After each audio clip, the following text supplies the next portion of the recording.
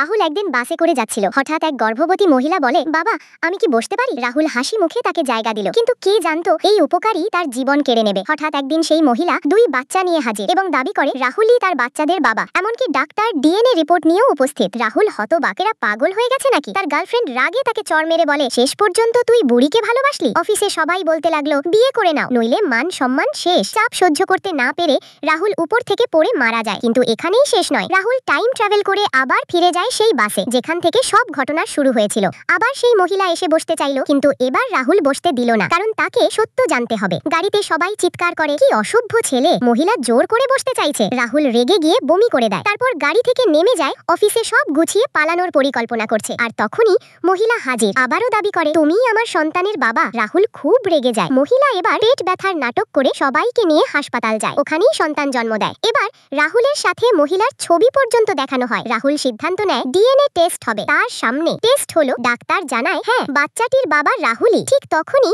রাহুলের ফোনে আসে এক এসএমএস, তুমি যাই করো এই সন্তানের বাবা তুমি নিজেই হবে। রাহুল বুঝে গেল সবাই মিলে তাকে ফাঁসানোর পরিকল্পনা করেছে। সে নিজের ফোন থেকে একটা ছবি বের করে বললে, আমি তো কখনোই বাবা হতে পারবো না, তবে এই সন্তান আমার কি করে হলো?